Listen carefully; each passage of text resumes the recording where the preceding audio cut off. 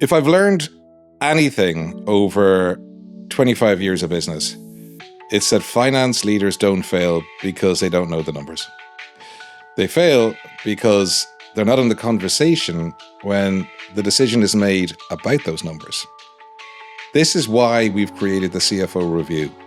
I'm Paul Lynch, the CEO of Centage, and every week in each episode, I'm going to sit down with CFOs and finance leaders and unpack how they got to that seat, the decisions that shaped them, and how they're turning finance into being a real strategic partner.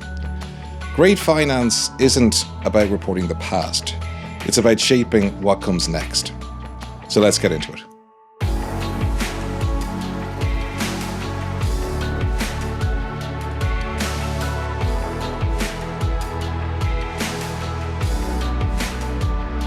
Hi everyone, and welcome back to the CFO Review. I'm Paul Lynch.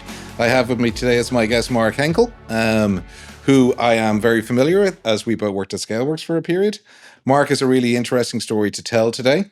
So Mark, to give you the lay of the land, the CFO Review is a podcast that's designed at mid to upper level finance people who are looking to make that transition, that jump into the C-level.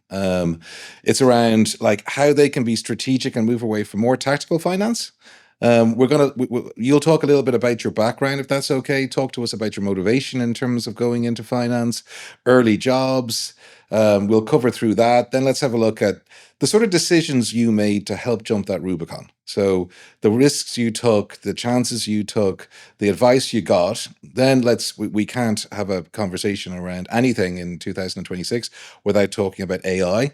So let's talk about the future of finance as you see it. And finally, we'll end with some to and fro rounds in terms of, interesting mentors, things that stand out from your career that you think are worth noting to those people that are, finance professionals that are trying to make that final jump. So on that note, I'll hand over to you. Tell us a bit about yourself. Yeah, great. Well, first, thanks for asking me to join. This is a really cool Pleasure. Forum, and looking forward to it. So I'll do my background real quick. Hopefully it's real quick, but a lot of it goes back to my dad was in finance for his entire career with the same company his entire life, Right. which is a little bit rare nowadays.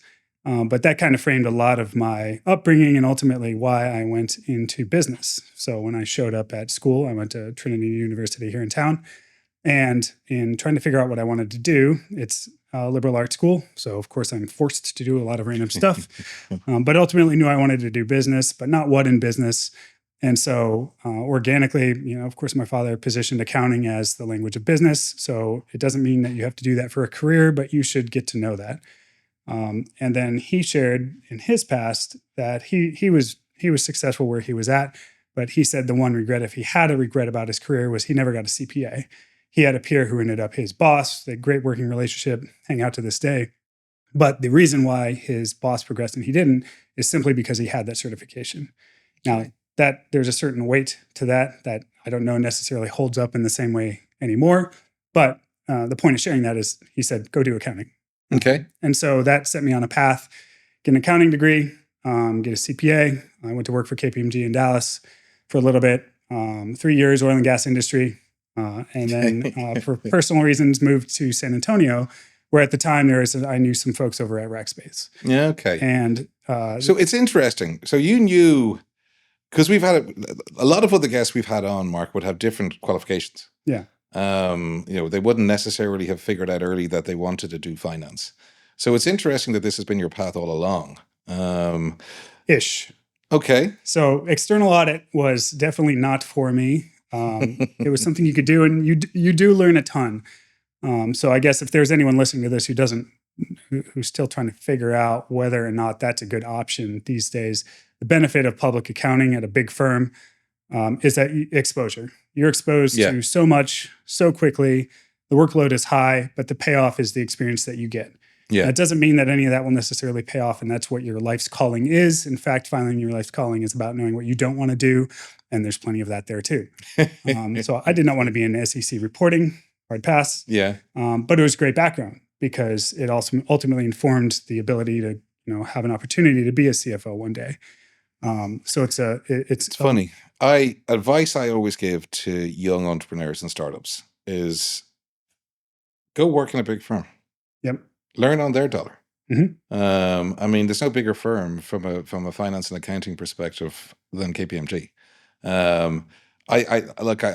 I love entrepreneurial people, but there are lots of waiters that are entrepreneurs, and this concept that at 19 you can set up your own business and you're going to be the next Mark Zuckerberg. Sure, I mean, Zucks of the world exist, but they're pretty rare. And learning the roles of business, understanding business by working in a larger firm, is important, and it's not looked at in the same way. Yeah. Yeah, I agree. I don't think you need to expect to master all of it, certainly early on. You can progress there, and some people progress more quickly than others, and some of that may be risk based. But you should absolutely find every opportunity to go get that maximum exposure. So, 100%. no one should be fearful of that. Obviously, going work for a big company affords you a little bit of shelter from max exposure, I would call it. You get to see other people do a lot of things, and there's Yeah. a lot of community learning, which I think is really important. I benefited greatly from that. By the time I got to Rackspace, again, the opportunity there for me was an internal audit position, which when I signed the acceptance letter for that, I already knew that is not what I wanted to do.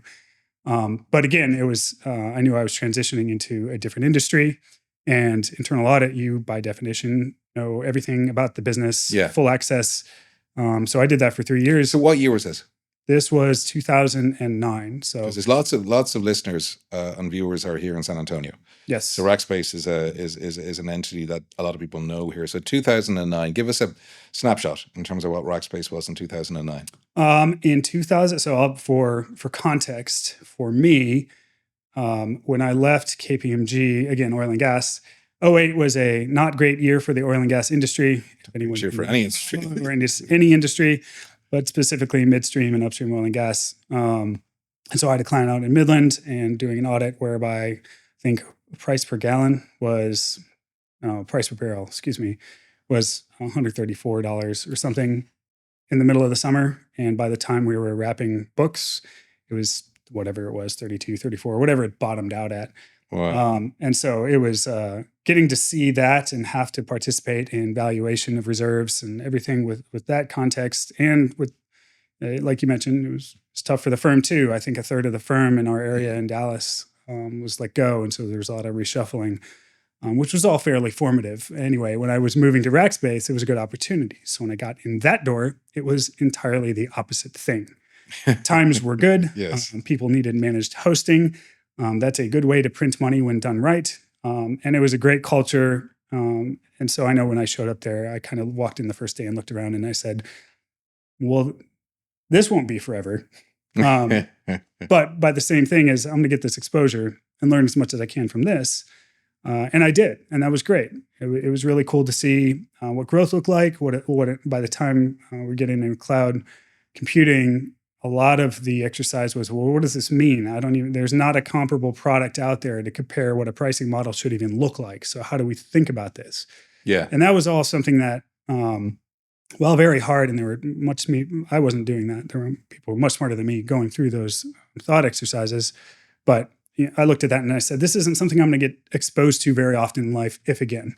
So I can always go work for a bank, but I'm going to stay here because this is affording me some really cool experiences that I might not get to learn elsewhere. So, was it luck? Did you choose Rackspace? Did you seek them out? Oh, I sought them out. Okay. I sought them out also because what was I know why Rackspace is special, okay? But what was it in 2009 that had you thinking Rackspace was special? Well, honestly, it's because I thought I was special because after 3 years at KPMG and oil and gas, I had a bunch of experience that would be transferable. But when I show up in a town that's largely oil and gas, like San Antonio at that time, none of the major firms were hiring. And so I did apply to oil and gas just because I was looking for a job.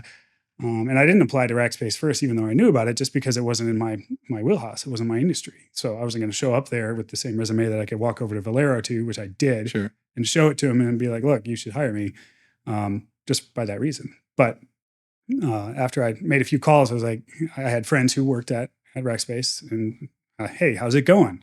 what do you think of referring me? Do you think this would be fun? Like, what do you like? Would this be a good experience? And that's ultimately how I showed up there. In fact, I Okay. probably knew more about the people who worked there than I did about the business itself at the time I was applying.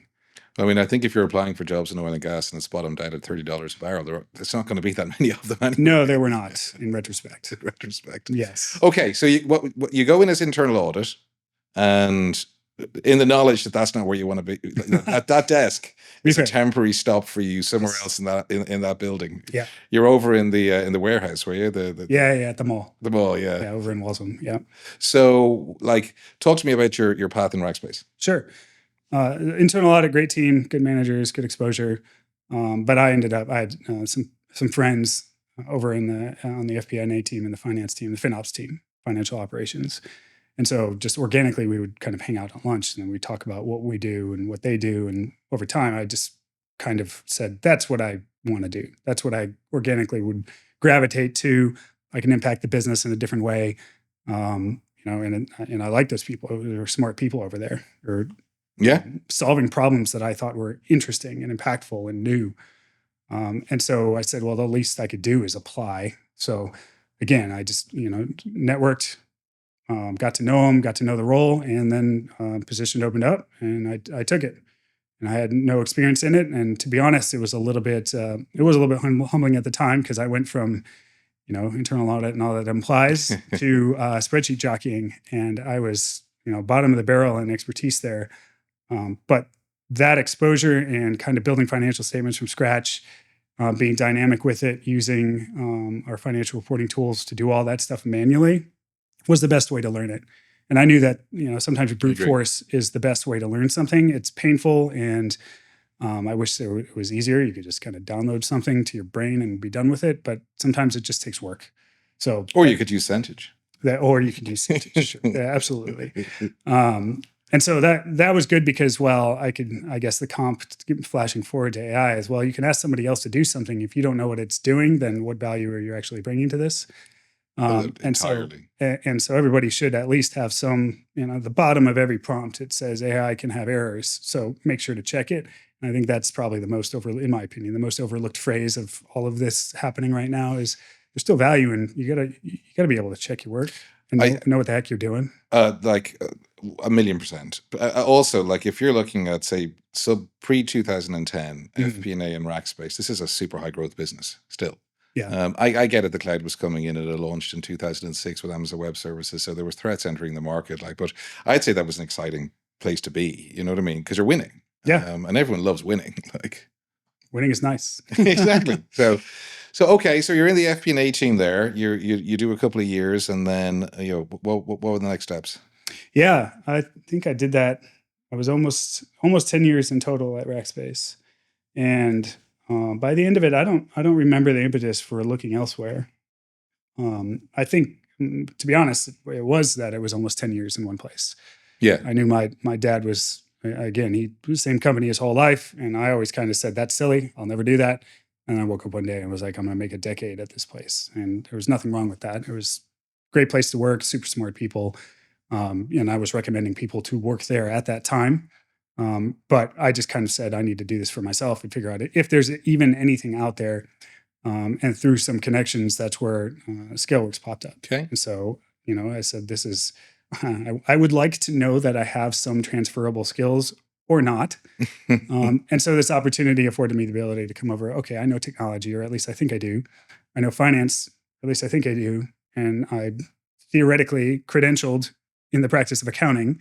So I should go and challenge myself with these skills. And that's what ScaleWorks provided. It was a great opportunity to come in. And at the time I was working for the fund directly, which I did for a year, but a totally different ballgame. So for listeners that don't know ScaleWorks is the beneficial owner of Centage. It's what's called a venture equity business, in that it acquires,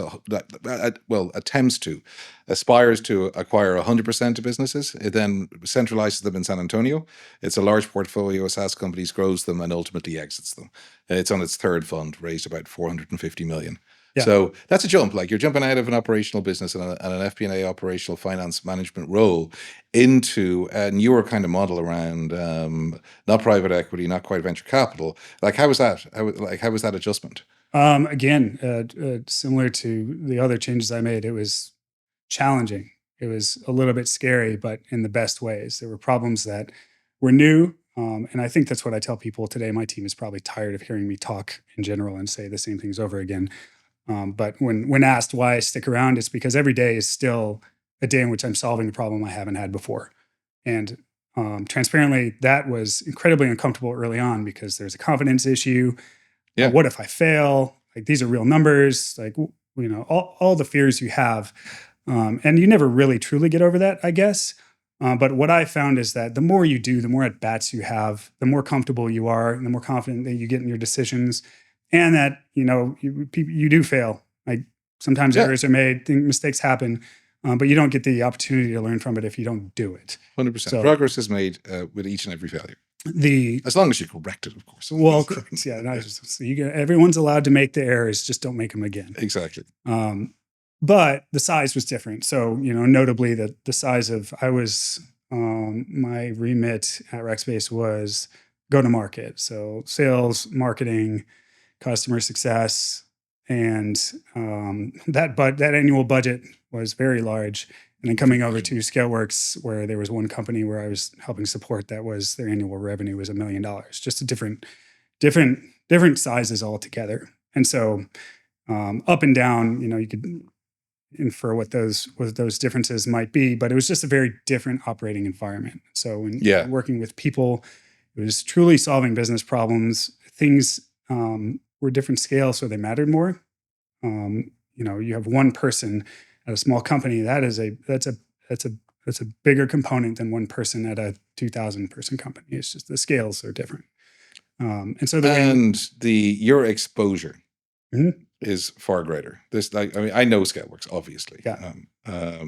There is nowhere to hide in ScaleWorks. No, there is no long exposure was immediate and sky high. No long grass.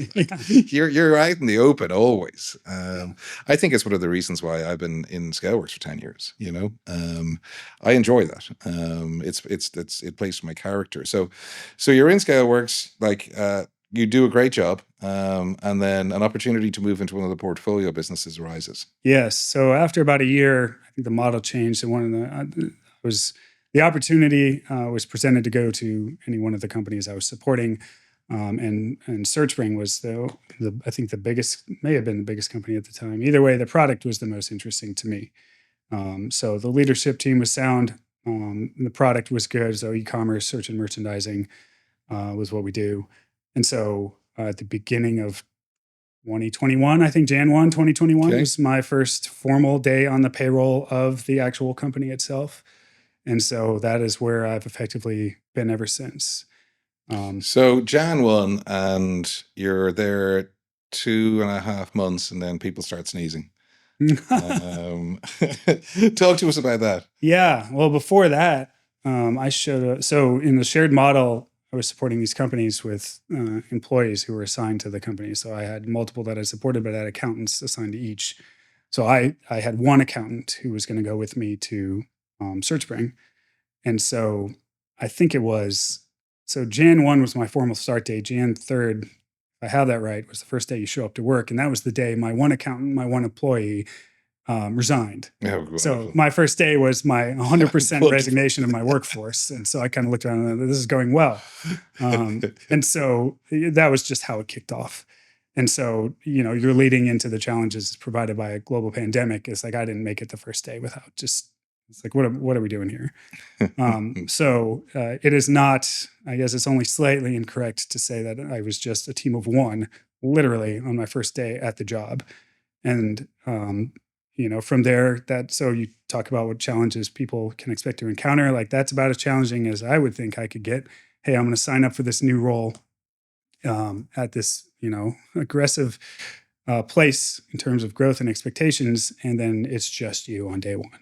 So if there's ever going to be exposure, I don't know how to design it otherwise. Maybe don't give me a laptop. And that could do it.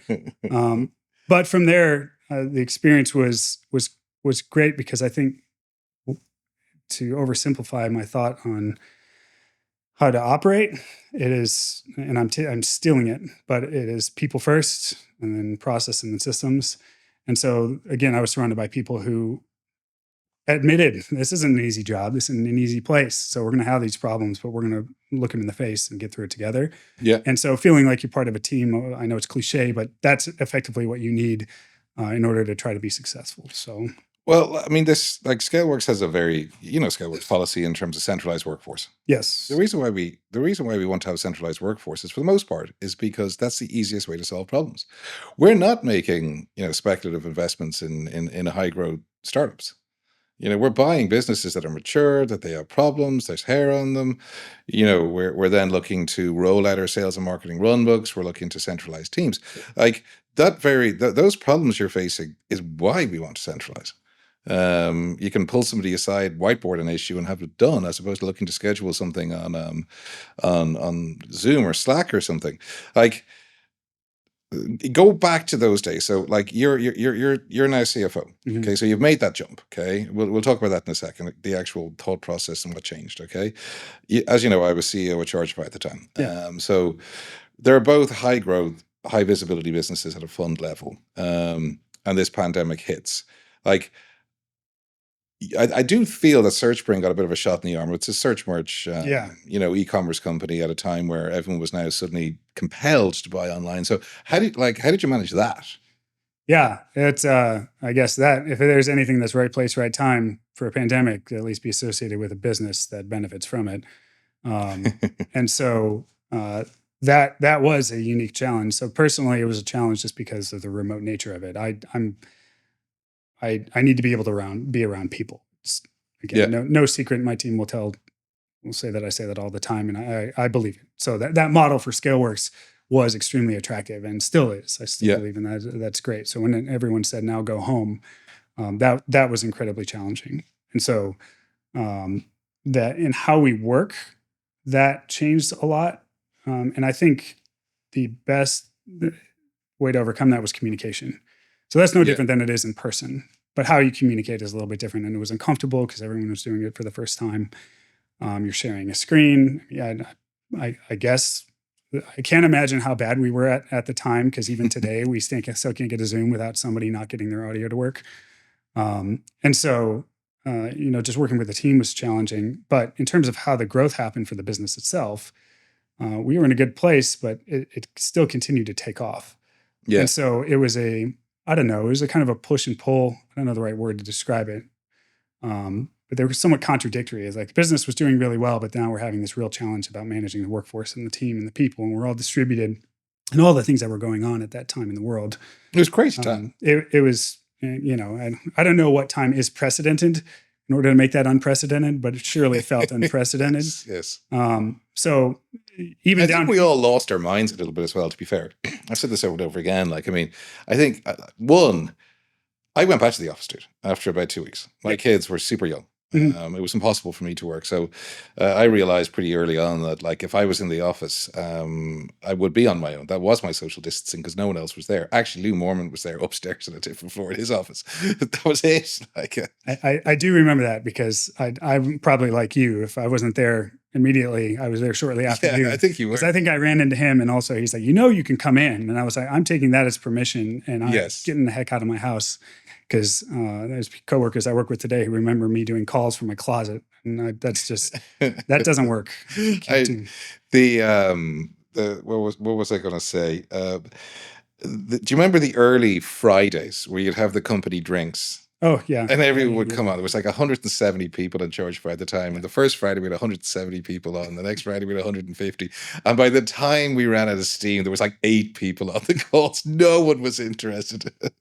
Yeah, it was a weird time. But again, I think if I were to go back to myself, I would probably just say, hey, take a breather. It'll be okay. You guys will figure this out. Our cash balances were okay. They were stable because we were investing in the business, but there's still this concept of like, well, we don't know where this PPP funding is or is not. Yep. And do we get it? Do we not get it? How do we choose to operate if we get it? How much should we invest? How much should we not invest?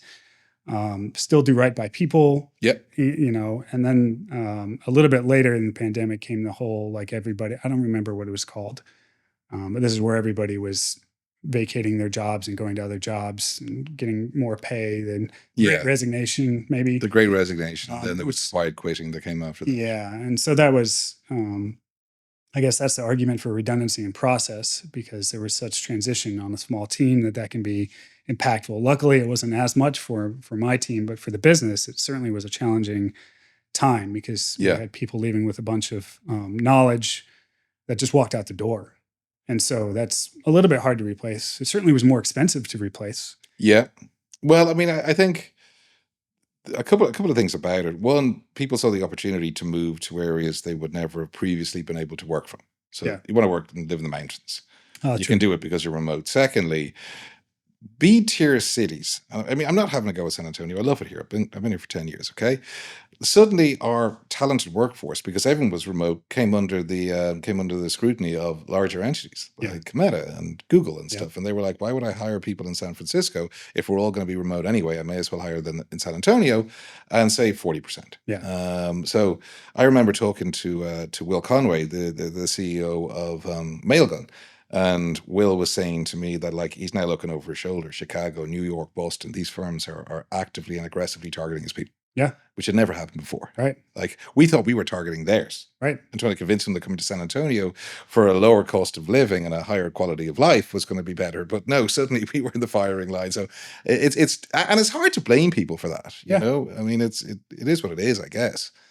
So look, the chart, the search spring stuff. Okay, we don't disclose numbers, but you had a really, really successful exit on that business. Yes. You know, it was in excess of $100 million. I'm not going to talk about that. And it was purchased at a very, very good price. So it was a great outcome. Talk to us about that. Talk to us about selling a business for in excess of $100 million when you're sitting in the finance chair. Also, and it's not a criticism of Scaleworks. Scaleworks doesn't have 40 accountants to help you with due diligence. No. Very much so. You're out there at the front, and you know, you're up against big private equity that have expensive lawyers coming out of the likes of Davis Polk. You have teams coming for quality of earning reports. Tell me about that. Yeah, it was intense, extremely intense. It was just, I mean, the pace was if I thought I was busy before, it doubled overnight. And the intensity doubled overnight because, you know, we want the numbers to be right. We want an outcome here, like good or bad, like close the deal or not. Like, I'm going to provide the highest quality numbers that we have to the best of my ability. And so, you know, working with the team, managing the message. Obviously, we're not doing this out in the open. So gathering all this information and coordinating it was extremely challenging. But I think the only reason I was able to help the team do that was because I had seen so much and done so much leading up to that time period. So again, starting from a person of one, I knew where everything was, not just in accounting and finance or the books, or what I meant by when I presented a P&L, like this, what is this classification? And if I moved it, I could restate it in a different way to have a different position on the take. I do think being prepared to answer questions the first time probably builds confidence in somebody testing you for numbers. And that was helpful, but that was only because I had to be in the weeds. And so I think that probably would have been a different outcome had I shown up later in the game, or if it was such a much, much, much bigger company. You can't know everything about everything. But I do think being involved and asking the right questions really helped me learn to where that time showed. When those guys show up on your lawn, I was able to respond. Not fully right every time and not complete every time, but in a way that provided the right context that they're like, okay, that makes sense. And that's what you want. You want to be able to give confidence to whoever's asking the question that whatever you're responding with, complete or not, is viable. And I think the confidence is very good way of putting it. Confidence is a good argument for what we do. So I can't remember. We had some audits completed, which were super challenging to actually get over the finish line, but not all of them. So they were accepting, numbers that were not audited up to a certain point. But having audited numbers done, and then having some repeatability in terms of you provide numbers in a forecast, and then you do it again the next month, and then you do it again the next month with consistency in that exercise, I think that built some confidence in the fact that, the next time the last time you give it to them before they sign off, they know what they're getting. And we feel reasonably confident in that. And so at least from the reporting seat, that was a good position to have. That's good. I mean, It is funny. I often feel when we're selling these businesses, we're outmanned and outgunned. Being able to show that level of credibility is important, and having your own confidence around those numbers is important too.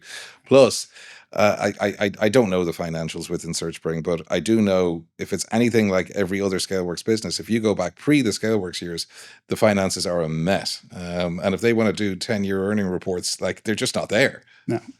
No, they're not. One of the two, so the company was the sum of two acquired companies by ScaleWorks, acquired two at the same time and effectively merged them together. One of those had a billing system that was a black box, literally a black box. Unless you knew how to code, the founder would let you in and here's the detail.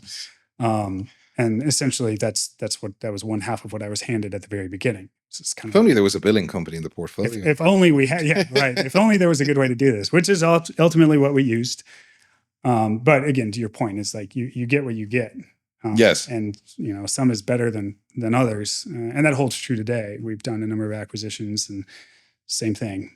Some of them you get good data, some of them you get not as good data. But it's interesting because, okay, I'd say two things, right?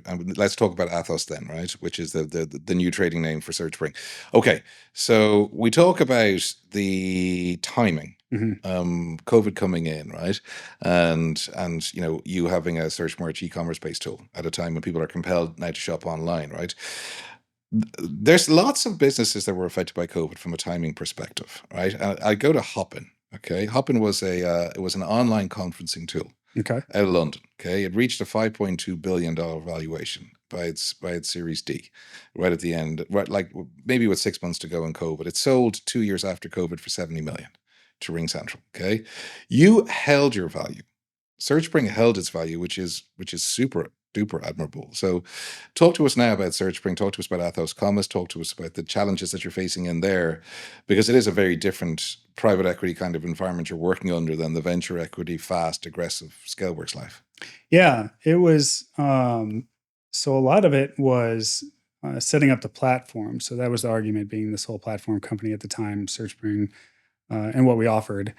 And then, of course, the model is to build on top of that. So acquire organic growth and then inorganic growth and add bolt-ons to the platform to have a more robust offer, right? And then lead the market and then ultimately exit at some point. And so that's, I think one of the challenges is, and I'm not as involved in kind of the strategic acquisition work. The PSG handles that. Okay. So they'll show up with a company and it's vetted with the CEOs, and they have a whole team, as you can imagine, who do just this. To the listeners, PSG is the private equity group that acquired SearchSpring. Yes, that's correct. That's correct. And so there's effectively an army who does that stuff. And so we've done a good job at acquiring, a lot of both a combination of kind of product-led acquisitions as well as some market acquisitions. So we went from being primarily US and Canadian based with some exposure in Australia to truly global. We're Europe, Australia, all over the place, Nordics, and then some additional products were added to. So data feed management, Intelligent Reach is a UK based company, and that was a great add-on for us, especially right now. And so, the platform as a whole, we're still always trying to keep up with market. I think that's always going to be a challenge. Yeah. And if anyone knew how to do that and had the funding to do that and could make deals happen, all those things come together, then you're going to have a great time. But that's a challenging thing to do. And I think we're still pushing through that, trying to figure out what makes sense, how to add the most value. And of course, these days, how to parlay AI use and all that applies into what our offer is. Has to be built into the messaging and the product itself, or else no one's going to want to come to you. So continuing to make that value prop to our market, that's the challenge right now. And I think that challenge is expedited. I think I always say that like AI is not going to fix everything. If anything, it's going to show what's broken, but it's going to do it quicker. The evolving trends around AI is incredible. Before we jump into the sort of future of finance, let's talk a little bit about AI. Talk to me about at different points of your career, like from an auditor jumping into Rackspace jumping into ScaleWorks. Like, talk to me about risk. Talk to me about like if you could give advice to like to somebody's 30 They want to jump into that chair. You've done it. You've been successful. You've exited that business out now into Athos, right? What was the mindset? I mean, like, to get you to jump that, like, you know what I mean? What you put that down to? I don't know. There was an inflection point for me personally where, I saw how fast things were moving at Rackspace, and I'm unsurprisingly, probably a risk-averse person when it comes to my professional life. Your Just resume that's who I am, right? would suggest otherwise, but anyway. Yeah. And so at Rackspace, I saw many people taking risks, getting ahead, and I would look over at that and I say, well, I'm not that kind of personality, but I feel like I have some smart ideas here, and I'm failing to have them be recognized or otherwise be in the room, or probably just I'm not communicating it the right way. So there was no single day, but I think there were some times when I just said I need to be more aggressive with how I feel about something. And so instead of being timid about bringing an idea forward, I'm going to just do it, because the worst that can happen is someone's going to point across the room and laugh at me. And I was like, that arguably happens kind of anyway, so I'm going to just lean into it. And when I'm sitting across the chair from a CMO who was hired away from some name brand company, and they're asking me a bunch of very difficult questions that I feel like I should have the answers to, I'd have to be confident to either say, I don't have the answer to that, or here's what I think, or best yet, actually, from my experience here, I think you should be asking this question a little bit differently, and here's what you might like to know about it. Here's some other context. So while I may not be able to help you with it, I'm going to be a partner to you. I think that's massive, Mark. Like, I mean, so we talk about this all the time from an FP&A perspective in Centage, okay? And it's this concept of you're living in spreadsheets as opposed to using a centralized kind of tool, right? And this is not a pitch for Centage, okay? It's being directionally accurate in the moment the decision is being made, rather than being completely correct and accurate 2 weeks later because you rework the model. Right. And that is, for me, the single key thing in finance. It's that, like, be in the decision, be in the room, be in the strategy. Don't be, if you're coming back 2 weeks later, you're reporting historical news. Yeah. You know what I mean? You're validating a decision that was made that you weren't part of. Yeah. So, like, having that mindset, taking those risks to put yourself out there and say, I don't have all the answers. I could go and rework the model. It could take me 10 days, but I'm telling you now, from my experience, directionally, we can expect this. Right. Yeah. Like, back of the envelope, this is what it's going to cost. And front of the envelope, this could be the potential yield or return. Yeah. That is finance. That is strategic finance. Everything else is news reporting, and it's at best tactical. Yeah. So I think that's probably the key thing that drove you forward. Yeah. And I don't know who else would support it or not, but I actually like working with people, and I work best as a partnership, non-confrontational way. So my inclination is to win people over so that we can have a constructive conversation.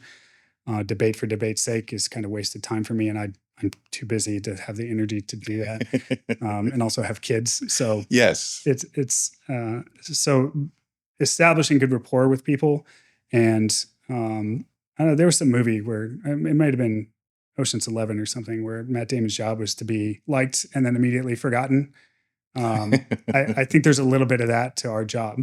Is we should be walking into a room, be an effective tool, give everybody what they need to know, so that they can be most effective at their job, because I don't know marketing. I don't know customer success. Certainly don't know engineering. Yeah. But this isn't going to be successful unless you guys know what you need to know in order to make your own calls on this. And so if I'm sitting over there and getting pelted with questions that I have to keep saying, I don't know, or I don't know, or worse, giving wrong information, then it's not going to work out. And so I think that's part of the job of ultimately the CFO role, is think about the business in that way. So I 100% completely agree. And I also think the CFO role, we're seeing a COFO, a Chief Operations and Finance Officer now starting in Salesforce. I think the CFO role is becoming more and more and more operational. I think all roles at the C-level, incidentally, are merging. Yeah. I think that there's huge crossovers. And when we started in business, how often did you see a CRO? You know what I mean? But that's a very common role now. Like, I mean, anything that's transactional in terms of sales really resides underneath that CRO. He'll then have a VP of sales below him. I think we're seeing finance people becoming like way more operational in the business than they would have done like 20 years ago. Yeah. They would have done 5 years ago. And like disruptive technology like AI will drive that further. So talk to me. So like that's really interesting in terms of the path from auditor to CFO. We're here now. It's 2026. What's the future of finance look like? How's it changed? Where's it going? What can we expect? Yeah. Predicting the future would be great. I think the use of AI, and I'm probably a little bit behind on true use of it in the way I've seen it done well, is I think it's a valuable tool. I think it's incredibly useful. I make a bad analogy that it's a tool and it's a knife, and it's a very sharp knife. And if you've ever worked with sharp knives, it's very easy to cut yourself sometimes, even without knowing it. Yeah. And I think everybody needs to be trained and learn how to use that. I'm not cutting up fajitas. I'm making sushi here. And so the smarter we can get at using the tool for what we need it to do, that's where we're going to be. And we also have to step outside our role. We can't be resistant to it. This is one of those situations where you can't just say, "Oh, well, that's I'm not technical in that way. I don't know what an AI. I don't know what designing an agent means. I can't think of a workflow I'd want to automate." Like none of that's valid anymore. I've challenged my team, Absolutely, not formally yet, but just kind of collectively saying, if you guys haven't individually at least designed one AI agent for something that you do here at work by the end of the year, then we'll all have failed. And honestly, when you're by the end of the year, that's probably not aggressive enough. It doesn't matter what you're automating. The point is that you're thinking about it in that way, yes, because everything needs to be changed. And that's not a bad thing. No, it's not. The perception is probably its own podcast on its own. Yeah. So I think one of the challenges, I guess, with AI as a leader is finding ways to have it be positively adopted and be useful and productive. Stop there. And then now I'll step in and say, yeah, but what does that cost? Because I think we're still trying to flesh out where costs come into this when I'm speaking more broadly. But on the whole, we have to use it. We 100% have to use it. Yeah. Future finance is automated reporting. I don't want to be designing PowerPoints anymore. That's silly. Even I can only imagine the power that could be used by an auditor in just evaluating transactions. Like all of this stuff, it would completely redesign how the work is done. So I think if you can be bleeding edge in how to use it, you're gonna come out ahead. So a funny thing that we've seen with AI, okay, Excel is growing in terms of revenue. Grew 18% last year. Mm-hmm. That's a 40-year-old software tool, and it has about 70% of the FP&A market. Yeah. It's like every Soho is using it. The Claude tools and the Copilot tools are coming in. So we could look at this as a centralized kind of platform within Centage, right? We could say this is an enormous threat. Mm-hmm. And I'm not saying that it couldn't potentially be one, but we could also look at it and say the entire market is growing. The boats are going up, all of them. Yeah. So like the fact that we have a different flavor to this is very significant. You know what I mean? Yeah. Like there's a Microsoft Copilot advert of a guy with a pizza restaurant, and he's trying to figure out if he can sell his pizza slices for $1. Oh yeah. Dude, it's a brilliant advertisement. I mean, it's great. I mean, you're looking at the empowerment that's delivering is huge, and they're real business outcomes. You know what I mean? So I agree. Like I think if you're talking about end of the year, I do think you need to reappraise it. I think you need to be far more aggressive. Yeah. We've recently launched a competition for vibe coding and coding with AI across each of the divisions, and it's $1,000 for the winner who comes up with the most applicable feature application that plug into Centage.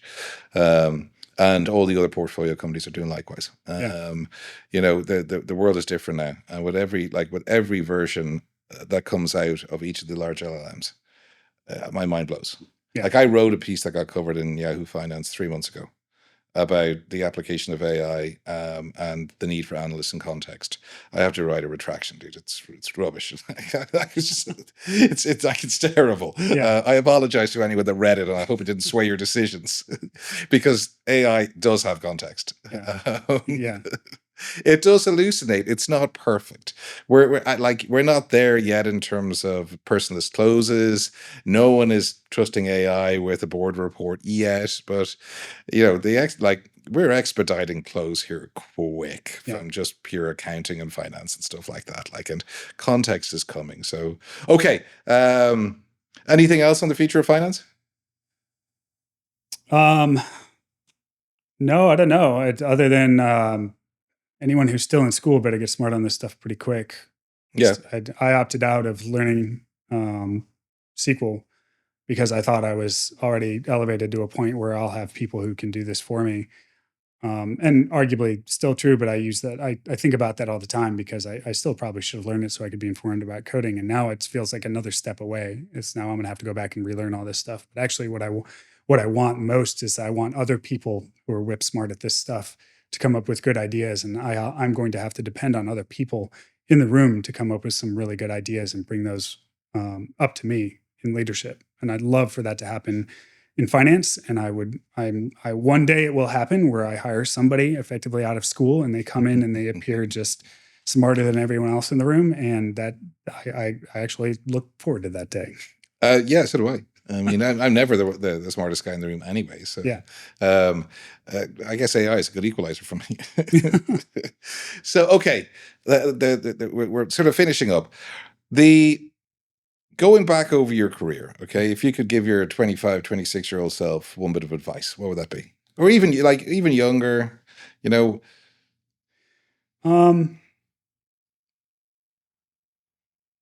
Probably not to worry so much.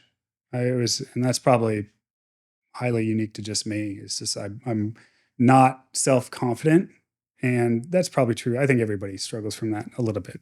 There's some people who are maybe in sales who are less so, and they're way out in front. But I would argue that everybody has a little bit of self-doubt. Yeah.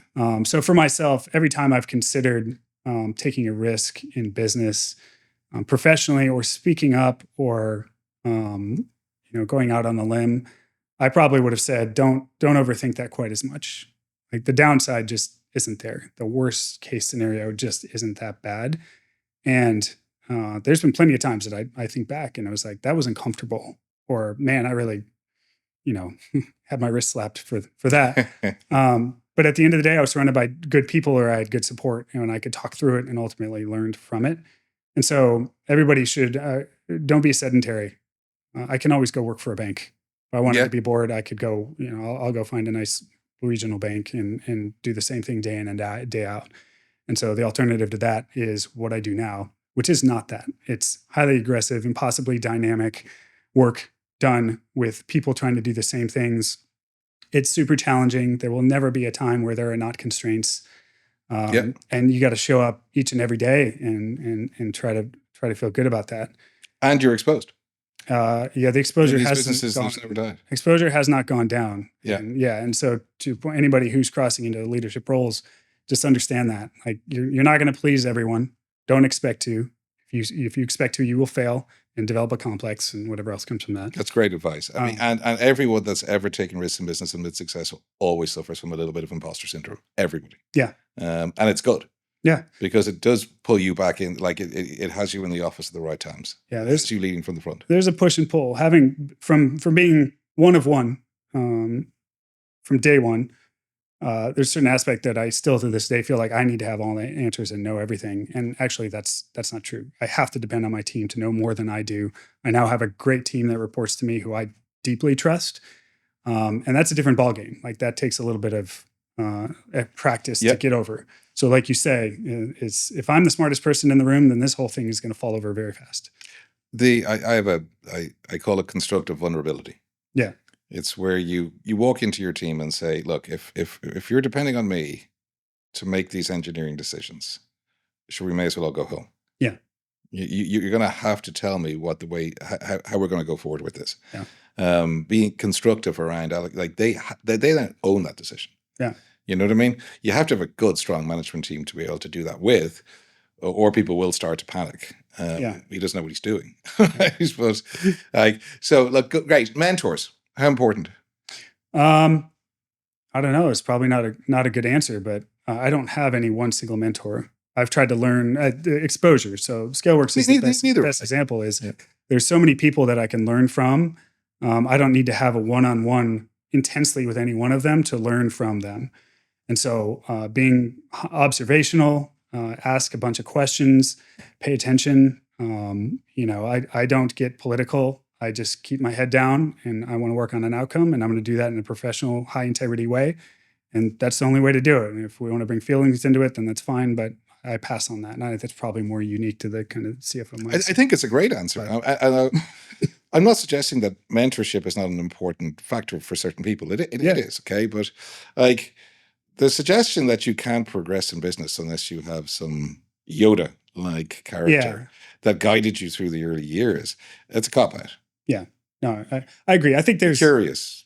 I think there's definitely ways to do it. And to a certain degree, I wish I made or had time to have a relationship with somebody like that. But on the whole, I think I've just had a network of people who, when I have a problem or there is a low point or I need to phone a friend, I at least have that. And that's been extremely helpful. At Rackspace, mentorship was my peer group. Mentorship was leaders of other departments.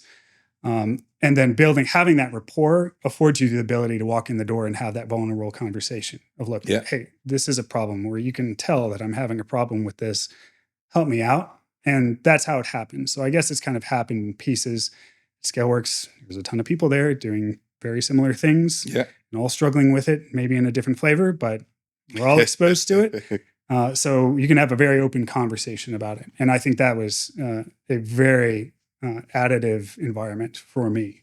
And so that's why I say to anyone, don't challenge yourself, I guess. There's plenty to do out there. If it's not for you, you'll find out pretty quick, or you'll decide that you don't want to do it, but you won't unless you try. So, for me, my former self, I might have said, don't stay at any one place for quite as long as you did. But yeah, I think that's... Any particular bit of advice you were given, a point in your career that you can lean back on and say that was great advice? Maybe that was, don't join this company. Maybe it was, it mightn't necessarily been around, you know what I mean? A successful point. It's a potential iceberg that you may have avoided even. Yeah. There was an unconventional phrase that I'll use that when I heard it, it spoke to me, and it was, you don't have to always be right, but you need to be convicted. And so it was kind of a crass response to the way a conversation was happening. Okay. And it was like, it was a little bit of the whoever yells the loudest in this case is going to get heard. But the way it was used in that context was, it was a heavy debate, and this was at Rackspace. And the person doing this was being immovable from the position that he was holding because he was that convicted about it. He was like, I need to get this across, that this is what I believe. And I said, well, how do you know that you're right? And he says, I don't. But everything that's led me here informs me that this is the right decision. This is what I'm going to do. So if I'm not honoring that, then what am I doing? I did all this work to get here. I'm taking the position that this is right. I need to speak to it with conviction. That's great. And other people followed up, and when he said that phrase, it was like, yeah, of course that matches his personality. He's like that. He comes into the room and he just dictates stuff. And I was like, yeah, but there's actually something effective about that. And that spoke to me because that's not my personality. Yeah, coming in with a firm position and being convicted about something, like, that's okay. I'm playing a role, and I believe it's right, and I can stand down if needed. I'm humble enough to know that, like, someone could say, no, that's totally wrong. You're wrong. You're like, okay. I like it. That's all right. I like it a lot. I mean, I always say it to sales guys and sales organizations within the companies I CEO, it's like, you have to have conviction and confidence in the product. Yeah. If you don't have that, then you need to leave. Yeah. No one's buying a product or a service from a representative of a company that doesn't have strong conviction that it's the right for them. If you can't get behind the product, you got to go. 100%. Yeah. And you, yes. Any advice in terms of books? Are you a reader? No, I wish I was. I don't read any books. I don't read any magazines. I guess I get enough content from what I do that it's just, I'm not a LinkedIn force. I hardly use that. That's probably a flaw. I'm sure that could be beneficial, but I've just found that for me personally, I'll spend all my time and effort in what I'm actually doing at work, and that'll speak for itself. And then, I'll take it from there. Cool. So, Okay. Well, look, I mean, this has been great. I think that pretty much brings us to a close. Congratulations on a great career so far. Yeah, I mean, I really, any last thoughts or anything to end on? Any like sage-like advice that you can give above what you've already said, which is don't overthink it? You know what I mean? no, I wish I did. I wish I had one thing that really was a through line for everything. But I think I don't think that exists. no, I don't think it exists. People trust themselves, and if you work hard and you present well, the opportunities will happen for you. It's a little bit cliche, but hard work pays off, and that's what you can control the most. So control it. Woody Allen, 80% of success is simply showing up. Yeah. He never missed a roll call. He never missed an audition. Yeah. Come rain, hail, sleet, or snow, he was there. Yeah. Work hard, take risks. Don't overthink it. Love it. Thanks, Mark. Yeah. Wonderful. Thank you. Thanks for having me. Cheers.